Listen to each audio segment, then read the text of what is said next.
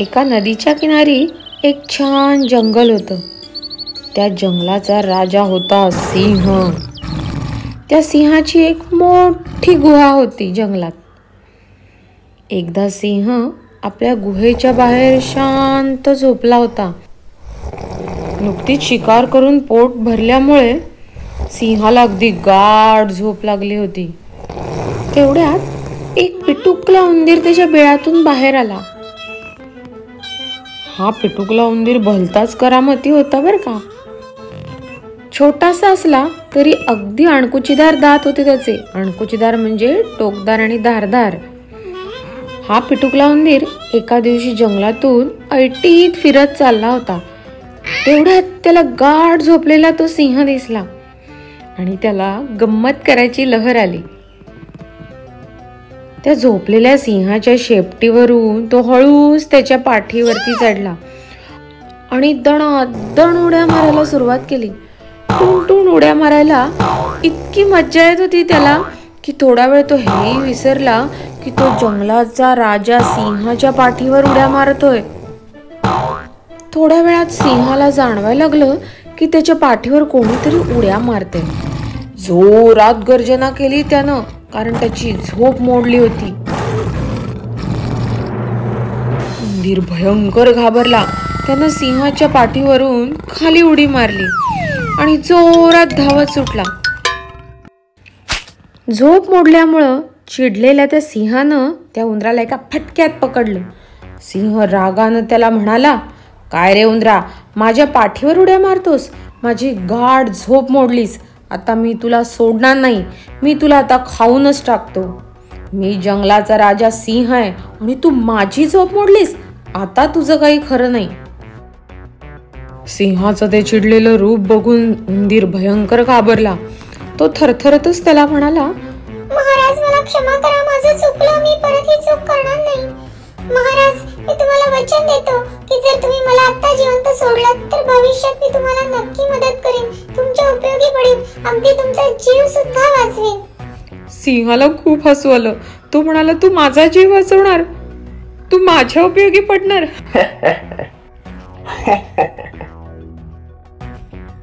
हो महाराज, मी खरंच तुमची मदत करीन. सिंह हसून म्हणाला, ठीक आहे, जा तू, नाहीतरी तुला खाऊन काय माझं पोट भरणार नाहीये. आणि लक्षात ठेव, परत झोप मोडायला येऊ नकोस, नाहीतर तुझी काही खैर नाही. उंदीर म्हणाला, नाही, मी परत येणार नाही इथं. कृपया मला माफ करा, मला सोडा. सिंहाला त्याची दया आली. तो म्हणाला, जा, तुला सोडून देतो. त्या उंदराच्या पिटुकल्यानं जोरात आपल्या बिळाकडे धूम ठोकली. मध्ये असे काही दिवस निघून गेले. एकदा सिंह शिकारीसाठी जंगलात फिरत होता. त्या दिवशी त्याला लवकर शिकारच मिळेना. खूप फिरला, बराच वेळ शिकार शोधली, पण त्याला काही शिकार मिळाली नाही.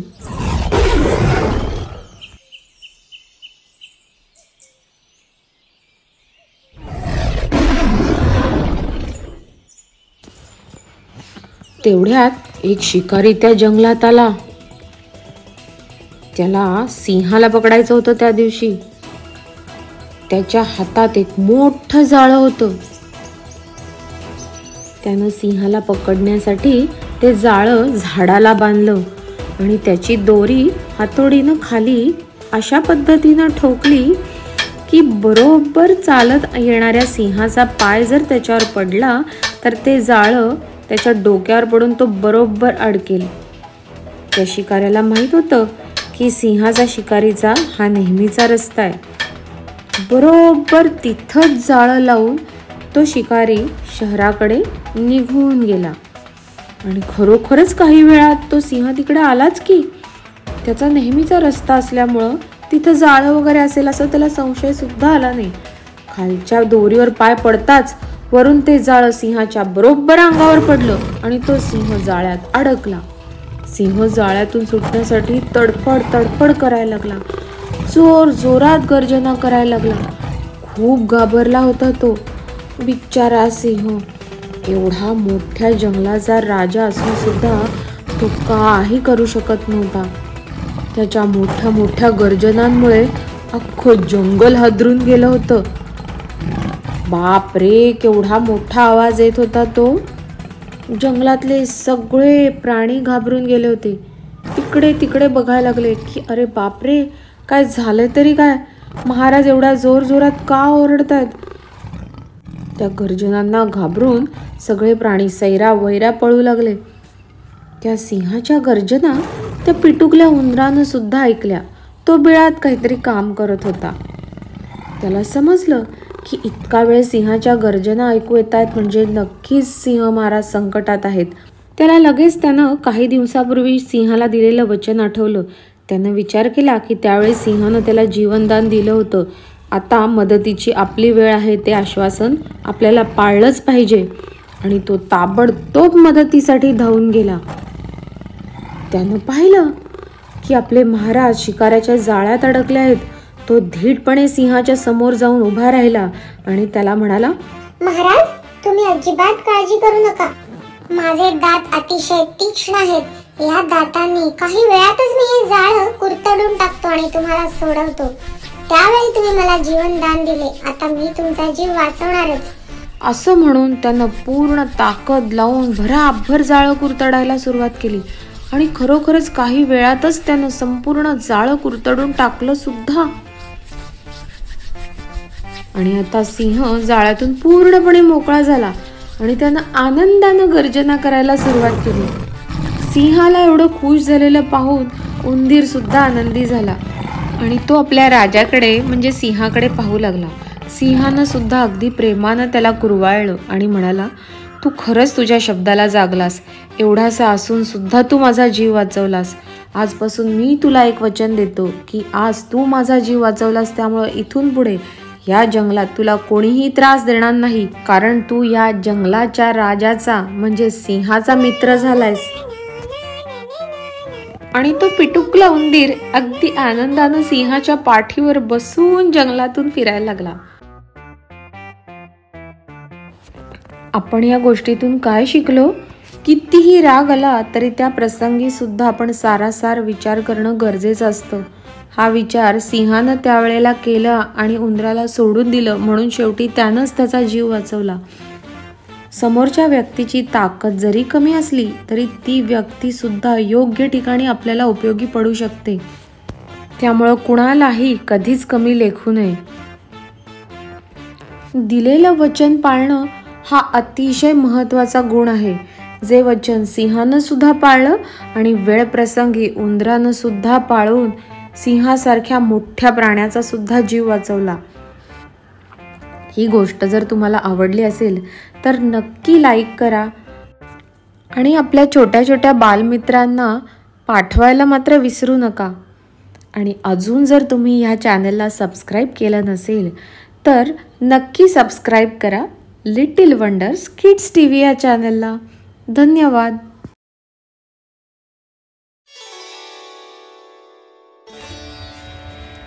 एक छानसं गाव होतं. या गावामध्ये एक टोपीवाला राहायचा. या गावाच्या बाजारपेठेमध्ये या टोपीवाल्याचं एक छोटंसं दुकान होतं. या दुकानात तो रोज टोप्या विकायचा. टोप्या घ्या टोप्या, लाल हिरव्या पिवळ्या निळ्या रंगीबेरंगी टोप्या, पिसाच्या टोप्या, गोंड्याच्या टोप्या, लोकरीच्या टोप्या, वेगवेगळ्या प्रकारच्या टोप्या. या या लवकर या. मुलं इतकी खुश व्हायची त्याचा आवाज ऐकला की नुसती उड्या मारायची आणि त्याच्याकडे पळत सुटायची. नवीन नवीन टोप्या घेण्यासाठी अगदी नंबर लागायचे सगळ्यांचे. गावातल्या सगळ्या मुलांचा लाडका टोपीवाला होता तो. अतिशय मेहनती, हुशार आणि प्रामाणिक टोपीवाला होता. मला ती जांभळी टोपी द्या ना. ही घे बाळा तुला जांभळी टोपी. तुला कुठली बरं हवी? मला गुलाबी हवी. ही घे टोपी. चला अजून कुणाला हव्यात टोप्या? लवकर लवकर या. रंगीबेरंगी टोप्या, पिसांच्या टोप्या, गोंड्याच्या टोप्या कुणाला हव्यात? लवकर या. बाजारात दिवसभर अशा टोप्या विकून दमून भागून हा टोपीवाला आपल्या घरी जायचा.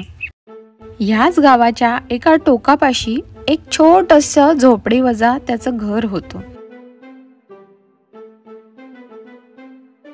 या छोट्याशा घरात सुद्धा अतिशय आनंदानं टोपीवाला राहायचा.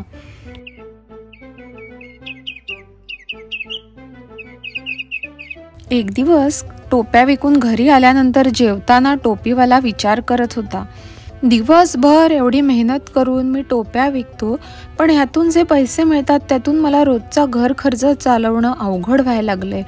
एकाच गावात विकून विकून मी किती टोप्या विकणार? ह्यापेक्षा जवळच्या शहरामध्ये जाऊन जर मी टोप्या विकल्या तर मला नक्कीच नवीन गिऱ्हाईके जोडली जातील आणि मला चांगला फायदा सुद्धा मिळेल. असा विचार करून टोपीवाला दुसऱ्या शहराकडे जायला निघाला. या शहराकडे जाणारा मार्ग जंगलातून होता. कुठल्या भागात जाऊन टोप्या विकायच्या, कशा प्रकारे विकायच्या, असे वेगवेगळे विचार करत टोपीवाला शहराकडे जायला निघाला. बरंच अंतर चालल्यानंतर सूर्य डोक्यावर आल्यामुळे टोपीवाला थोडासा दमला होता आणि त्याला भूकही लागली होती. त्यानं पेटी डोक्यावरून खाली ठेवली आणि आपल्या पिशवीतून डबा काढून तो जेवण करू लागला. जेवण झाल्यामुळे आणि दुपार असल्यामुळे थकून गेलेला टोपीवाला हळूहळू पेंगू लागला. डबा आत ठेवला आणि त्यानं विचार केला, थोडा वेळ आता मी झोपतो. असं म्हणून शेजारीच असलेल्या दगडाला उशी म्हणून डोक्याखाली घेऊन शांतपणे झोपी गेला. हळूहळू संध्याकाळ झाली. पक्षी चिवचिवाट करू लागले. तशी त्याला हळूच जाग आली. झोपेतून जागा झाल्यावर बाहेर पाहतो तर काय, माकडं फिरत होती. अरे बापरे, माझी पेटी तर उघडी आहे आणि यातल्या टोप्या कुठे गेल्या? रडायला लागला बिचारा. तेवढ्यात एक माकड वरती चढताना दिसलं. बापरे, आणि वर पाहतो तो काय, त्याच्या पेटीतल्या सगळ्या टोप्या माकडांनी डोक्यावरती घातल्या होत्या. अरे देवा, हे काय? ए माकडांनो, माझ्या टोप्या द्या. टोपीवाल्यानं हात हलवताना बघून माकडांनी तशाच पद्धतीनं हात हलवले आणि त्याची नक्कल केली. टोपीवाला चिडला. त्यानं खाली असलेला एक दगड उचलला आणि त्यांच्यावर भिरकावला. ते बघून माकडांनी पण झाडावरची फळं तोडली आणि त्याच्या दिशेनं भिरकावली. हे राम, आता मी ह्या टोप्या कशा मिळवणार? काय करू देवा? तो थोडासा विचार करू लागला की आता काय करता येईल. त्याला लक्षात आलं की आपण जे करतोय त्याचं अनुकरण ही माकडं करतायत. त्यानं माकडांना वाकडं दाखवलं. ते बघून माकडांनी पण त्याला वाकडं दाखवलं. आपण जे करू त्याचं अनुकरण ही माकडं करतायत ह्याची खात्री झाल्यानंतर टोपीवाल्यानं पेटीत शिल्लक राहिलेली एक टोपी डोक्यावर घातली आणि माकडांकडे बघून खाली टाकली आणि माकडांकडे पाहू लागला. त्याचबरोबर माकडाने देखील आपल्या डोक्यावरच्या टोप्या काढल्या आणि खाली टाकल्या. टोपीवाला इतका खुश झाला की काय बरोबर डोकं चालवलं आपण. सगळ्या टोप्या भराभर आपल्या पेटीमध्ये भरून पेटी बंद करून टाकली. त्याने इकडे तिकडे बघितलं, आपली पिशवी पाठीवर अडकवली आणि पेटी डोक्यावर घेऊन शहराकडचा रस्ता त्यानं धरला आणि आनंदात हसत हसत शहराकडच्या प्रवासाला पुढे निघून गेला. या गोष्टीतून आपण काय शिकलो मुलांनो? प्रसंग कोणताही आला तरी घाबरून न जाता धिटाईनं त्याला सामोरं जाता आलं पाहिजे. इथे जर टोपीवाला घाबरून गेला असता आणि रडत बसला असता तर तो कधीच टोप्या परत मिळवू शकला नसता. पण तो घाबरून न जाता त्यानं आपल्या बुद्धीचा वापर करून, चातुर्याचा वापर करून त्या सगळ्या टोप्या परत मिळवल्या. आणि अजून एक गोष्ट म्हणजे आपण अनोळखी ठिकाणी जर गेलो तर आपल्याला सावध राहिलं पाहिजे. जंगल ही जागा टोपीवाल्यासाठी अनोळखी होती, परंतु बिनधास्तपणे तो झोपी गेल्यामुळं त्याच्यावरती हा प्रसंग ओढावला. हा व्हिडिओ शेवटपर्यंत बघितल्याबद्दल खूप खूप आभार. आणि ही गोष्ट जर तुम्हाला आवडली असेल तर लाईक करायला विसरू नका. आपल्या छोट्या मित्रांना शेअर करा आणि अजून जर चॅनलला सबस्क्राईब केलं नसेल तर नक्की करा. धन्यवाद. एक घनदाट जंगल होतं. या जंगलामध्ये प्राणी खूप मिळून मिसळून आणि प्रेमानं राहायचे. हत्ती, जिराफ, वाघ, सिंह, कोल्हा असे असंख्य प्राणी या जंगलामध्ये राहायचे. ह्याच जंगलामध्ये एक ससा आणि कासव हे देखील राहायचे. तर हे ससा आणि कासव एकमेकांचे खूप चांगले मित्र होते. ससा हा तुरुतुरू चालायचा आणि कासव मात्र हळूहळू चालायचं. त्यामुळं ससा बऱ्याचदा कासवाला हळूहळू चालताना बघून झाडामागं लपून नेहमी हसायचा. त्याला वाटायचं की हे कासव किती हळूहळू चालतं. त्याला नेहमी चेष्टा करायची लहर यायची कासवाची, आणि तो करायचा सुद्धा कासवाची चेष्टा की तू किती हळूहळू चालतोस. कासवाला हे माहीत होतं की ससा त्याला हसायचा. एक दिवस न राहून कासवानं सशाला विचारलं, तू नेहमी मला चालताना बघून का हसत असतोस रे? ससा गर्विष्ठच होता. त्याला त्याच्या जलद गतीनं पळण्याचा भयंकर गर्व होता. त्याला असं वाटायचं की माझ्यापेक्षा वेगानं कोणीच पळू शकत नाही. तो चेष्टेतच कासवाला म्हणाला, नाहीतर काय, किती हळूहळू चालतोस. मी बघ कसा तुरु तुरु उड्या मारत मारत चालतो आणि तू आपला हळू हळू हळू चालत असतोस. यावर कासव त्याला म्हणालं, अरे तो माझा स्वभाव आहे. जसं जलद पळणं हा तुझा स्वभाव आहे, तसं हळूहळू पळणं हा माझा स्वभाव आहे. पण जर मी ठरवलंच तर मी तुझ्याशीही स्पर्धा करू शकतो आणि जिंकू सुद्धा शकतो. त्यावर ससा म्हणाला, कुणाशी? माझ्याशी स्पर्धा करू शकतोस आणि जिंकू शकतोस? हो हो, जिंकू शकतो. सशाला काही हसू चावरेना. तो पोट धरून हसायला लागला. कासव म्हणालं, हे बघ, तू हसू नकोस. खरंच आपण उद्या दोघांमध्ये शर्यत लावूया धावण्याची. त्या वडाच्या झाडापाशी आपल्या दोघांपैकी कोण आधी पोहोचतंय ही आपल्या दोघांमध्ये स्पर्धा ठेवूया. ससा म्हणाला, काही झालं तरी स्पर्धा मी जिंकणार आहे. कासव म्हणालं, ते बघूया आपण. उद्या सकाळी सूर्य उगवला की चिंचेच्या झाडापाशी आहे. चिंचेच्या झाडापासून वडाच्या झाडापर्यंत आपल्या दोघांमधलं कोण आधी पोहोचतंय तो विजेता. ससा म्हणाला, ठीक आहे, उद्या सकाळी भेटूया आपण सूर्योदयानंतर. दोघंही ठीक आहे असं म्हणून आपल्या आपल्या वाटेनं निघून गेले.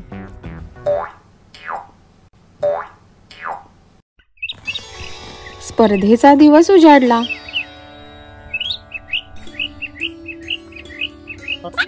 इकडे सगळे प्राणी ससा आणि कासवाची शर्यत बघायला अतिशय उत्सुक होते. सगळ्यांना माहित होतं ससाच जिंकणार आहे, पण सगळ्यांना मनापासून असं वाटत होतं की कासवानं जिंकावं, कारण सगळ्यांना सशाचा गर्विष्ठ स्वभाव माहित होता आणि त्याची अद्दल कुणीतरी घडवली पाहिजे असं सगळ्यांनाच वाटत होतं. शेवटी माकडानं हिरवा झेंडा हलवला आणि स्पर्धा सुरू झाली. स्पर्धा सुरू झाल्याबरोबर ससा टून टून टून टून उड्या मारत मारत भराभर जायला लागला. कासव मात्र हळूहळू चालत चाललं होतं. त्याला माहित होतं की सशाचा वेग हा आपल्यापेक्षा नक्कीच जास्त आहे, परंतु त्याला आत्मविश्वास होता की मी जर प्रयत्न केला तर नक्की जिंकू शकतो. ससा भराभर उड्या मारत चालला होता. अगदी अर्ध्या वाटेपर्यंत हा ससा पोहोचला देखील होता. कासवाची गती जरी संथ असली तरी त्याला आत्मविश्वास होता आणि जिद्दीनं तो एका गतीनं न थांबता न थकता इकडे तिकडे न बघता सातत्यानं चालत होतं. स्पर्धा चालू असतानाच वाटेमध्ये गाजराचं शेत लागलं. सशानं गाजरानं भरलेलं शेत बघितलं. त्याच्या तोंडाला पाणी सुटलं. त्यानं विचार केला, नाहीतरी हळूहळू चालणारे कासव काही इथपर्यंत पोहोचणार आहे का? आपण मस्त गाजरं खाऊ, थोडा वेळ झोपू, तरी सुद्धा ते आपल्यापर्यंत पोहोचू शकणार नाही. ताजी ताजी गाजरं बघून त्याला काही मोह आवरला नाही आणि त्यानं गाजरं खायला सुरुवात केली. एका मागोमाग एक गाजरं खाऊन आता मात्र त्याला झोप यायला लागली. डोळे अगदी जड झाले होते त्याचे. जड पावलांनी एखादा दगडाचा आसरा शोधत शोधत ससा झोपला. पोट गच्च भरलेलं असल्यामुळं लगेच झोप लागली सशाला. कासव हळूहळू करत करत त्या गाजराच्या शेतापाशी आलं. हिरवगार गवत, छान ताजी ताजी गाजरं हे बघून कासव मात्र त्याच्या मोहात पडलं नाही. ते मात्र त्याच्या मार्गाने चालतच राहिलं. त्यानं पाहिलं मागे वळून ससा शांतपणे झोपलेला आहे. कासवानं वळून हळूच त्याच्याकडे पाहिलं आणि मनातल्या मनात हसून चालत राहिलं.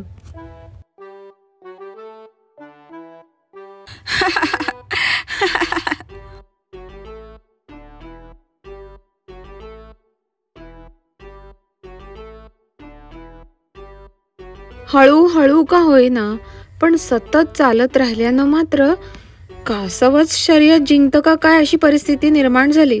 कारण हळूहळू वडाच्या झाडापर्यंत कासव पोहोचायला देखील लागलं. इकडे सगळे प्राणी वाट बघत होते. त्यांना सुद्धा उत्सुकता होती यांच्यामधलं कोण जिंकतंय ते बघायची. कासव पोहोचायला लागले म्हणल्यावरती तर सगळ्याच प्राण्यांना खूप आनंद झाला. इकडं छान वाऱ्याची झुळूक आल्यामुळं सशाला जाग आली. अरे बापरे, हे काय झालं? सूर्यास्त झाला. कासव आता पोहोचलं पण असेल. बापरे, आता मला पळायला पाहिजे. कासवानं मागं वळून बघितलं तर ससा घाबरून धावत येत होता आणि स्पर्धेची अंतिम रेषा कासवानं पार केली. ये, जिंकलो. ससा मात्र कितीही प्रयत्न करून आता जिंकणं शक्य नव्हतं. कासवाला जिंकलेलं बघून सगळ्या प्राण्यांनी त्याला बक्षीस दिलं. ते बघून सशाला भयंकर रडू येत होतं. कारण त्याच्या गर्वामुळं आणि आळशीपणामुळं तो ही स्पर्धा हरला होता. ह्या गोष्टीतून आपण काय शिकलो मुलांनो माहितीये? नेहमी स्थिर आणि शांतपणे विचार करणारी व्यक्तीच विजयी होते. आणि प्रयत्न करत राहायचं. प्रयत्न केला की त्या प्रयत्नांचं फळ मिळतंच. प्रयत्नांती परमेश्वर. अजून एक महत्त्वाची गोष्ट म्हणजे आपल्यापेक्षा कमी ताकद असलेल्या प्राण्यांची किंवा माणसांची कधीही चेष्टा करू नये. आणि आणखीन एक महत्त्वाची गोष्ट म्हणजे आपला जो प्रतिस्पर्धी असतो त्याला कधीही कमी लेखू नये. त्याची ताकद कमी आहे, तो काही जिंकणारच नाही, मीच जिंकणार असा कधीही गर्व करून त्याला कमी लेखू नये. आणि तुम्हाला जर ही गोष्ट मनापासून आवडली असेल तर नक्की लाईक करा, शेअर करा आणि अजून जर चॅनलला सबस्क्राईब केलं नसेल तर नक्की करा. धन्यवाद. एक घनदाट जंगल होतं. या जंगलाच्या अगदी टोकाला एक छान आणि स्वच्छ तळं होतं. या तळ्यामध्ये अनेक मासे राहायचे. मासे भरपूर असल्यामुळं इथे राहणाऱ्या बेडकांची मात्र खूप मजा असायची. तसंच हे तळं मनुष्य वस्तीच्या जवळ असल्यामुळं येथे वाघ, सिंह, हत्ती यांसारखे मोठे मोठे प्राणी अजिबात फिरकत नसत. तळ्याच्या काठावर हिरवीगार झाडं आणि गवत असल्यामुळं फार तर ससा, कासव आणि माकड यांसारखे प्राणी फक्त इथे असायचे. ह्याच तळ्यामध्ये एक बेडकी तिच्या 2 पिल्लासह राहायची. ह्या बेडकीला आपल्या सौंदर्याचा आणि शक्तीचा अतिशय गर्व होता. तिला असं वाटायचं की आपल्यापेक्षा सुंदर आणि शक्तिमान या जगामध्ये कोणीच नाहीये. सतत ती आपल्या पिल्लांना ह्याच गोष्टी सांगायची की मी कशी शक्तिवान आहे. ह्या जगात माझ्यापेक्षा शक्तिवान असा प्राणीच नाहीये. त्यामुळे तुम्ही अजिबात घाबरू नका. त्यामुळं बेडकीच्या पिल्लांनाही असंच वाटायचं की जगात सगळ्यात मोठा प्राणी म्हणजे आपली आईच आहे. आईचं हे बोलणं ऐकून नेहमीप्रमाणे पिल्लं पुन्हा खेळायला तळ्यात निघून गेली. असंच खेळता खेळता त्या तळ्याच्या काठी एक बैल त्या दिवशी आला. हिरवगार गवत बघून त्याची परत जायची इच्छाच होईना. बराच वेळ तो बैल तिथेच चरत उभा होता.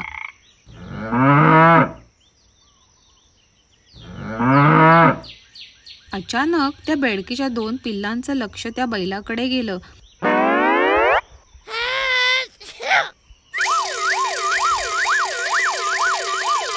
आपली आईच हाच सगळ्यात मोठा प्राणी आहे असं माहीत असणाऱ्या बेडकीच्या पिल्लांना हा मोठा प्राणी बघून अतिशय भीती वाटली. भयंकर घाबरली दोन्ही पिल्लं. कारण त्यांच्या दृष्टीनं त्यांची आई हाच सगळ्यात मोठा प्राणी होता. हा कुठला मोठा प्राणी आला असेल बरं? एवढा मोठा प्राणी जगात असू शकतो का? असे असंख्य विचार त्यांच्या डोक्यामध्ये चालले होते. इकडे बेडकी नेहमीप्रमाणे आरशात बघून मीच कशी सुंदर, मीच कशी शक्तिवान अशा विचारामध्ये मग्न झाली होती. तेवढ्यात ती दोन्ही पिल्लं तिथं पोहोचली. आपल्या पिल्लांना घाबरलेलं बघून बेडकी त्यांना म्हणाली, काय रे, एवढं घाबरायला काय झालं? अगं आई, आज तळ्याच्या काठी खेळत असताना आम्ही खूप मोठा प्राणी बघितला. एवढा मोठा प्राणी अख्ख्या जगात नसेल. तुझ्यापेक्षा सुद्धा खूप मोठा होता तो प्राणी. तुझ्यापेक्षा मोठा प्राणी होता हे ऐकल्यावर बेडकीचं डोकं फिरलं. खबरदार, माझ्यापेक्षा मोठा प्राणी या जगात असूच शकत नाही. पिल्लं म्हणाली, नाही ग आई, खूप मोठा होता, खरंच खूप मोठा होता तुझ्यापेक्षा. छे छे, माझ्यापेक्षा मोठा कोणी असूच शकत नाही. नाही ग आई, खूप मोठा होता. काही केल्या बेडकीला हे काही मान्य होईना की आपल्यापेक्षा कोणी मोठं असू शकतं. पिल्लं बराच वेळ त्यांच्या आईला समजावून सांगत होती की नाही गो, ह्याच्यापेक्षा खूप मोठा प्राणी होता. शेवटी बेडकीनं तिचं अंग फुगवायला सुरुवात केली आणि पिल्लांना म्हणाली, बघा ह्याच्यापेक्षा मोठा होता. नाही ग, ह्याच्यापेक्षा खूप मोठा होता. मग बेडकीनं अजूनच अंग फुगवायला सुरुवात केली. बघा एवढा मोठा. नाही ग, नाही, अजून खूप मोठा. बेडकी अजूनच फुगायला लागली. घाम फुटायला लागला तिला. बघा एवढा मोठा होता का ह्याहून मोठा होता. नाही ग आई, अजून खूप मोठा होता. आपल्यापेक्षा कोणी मोठं असू शकतं ही संकल्पनाच त्या बेडकीला सहन होईना. तिनं अंग इतकं फुगवायला सुरुवात केली की शेवटी आता पिल्लांना भीती वाटायला लागली. बघा एवढा होता. नाही नाही, अजून मोठा होता. आई बास कर. नको आई, नको नको, बास बास. शेवटी जे व्हायचं होतं तेच झालं. त्या गर्विष्ठ बेडकीनं तिचं पोट एवढं फुगवलं की शेवटी फुग्यासारखे त्याचे तुकडे तुकडे झाले. काहीही झालं तरी शेवटी बेडकीला बैला इतकं मोठं होता येणं शक्यच नव्हतं. अतिगर्वामुळे शेवटी बेडकी आपल्या प्राणाला मुकली. बिचाऱ्या पिल्लांना मात्र आपली आई मरण पावल्यामुळे रडत बसावं लागलं. तात्पर्य असं आहे गोष्टीचं की कधीही आपल्या शक्तीचा अति गर्व करू नये. आपल्यापेक्षाही श्रेष्ठ प्राणी जगात असू शकतात. त्यामुळं आपली मर्यादा प्रत्येकानं ओळखली पाहिजे. नाहीतर आपली अवस्था देखील याच गर्विष्ठ बेडकीप्रमाणे होऊ शकते. तुम्हाला जर ही गोष्ट आवडली असेल तर अशाच गोष्टी ऐकण्यासाठी चॅनलला सबस्क्राईब करायला विसरू नका. धन्यवाद. ही गोष्ट जर तुम्हाला आवडली असेल तर नक्की लाईक करा आणि आपल्या छोट्या छोट्या बालमित्रांना पाठवायला मात्र विसरू नका. आणि अजून जर तुम्ही ह्या चॅनलला सबस्क्राईब केलं नसेल तर नक्की सबस्क्राईब करा लिटिल वंडर्स किड्स TV या चॅनलला. धन्यवाद.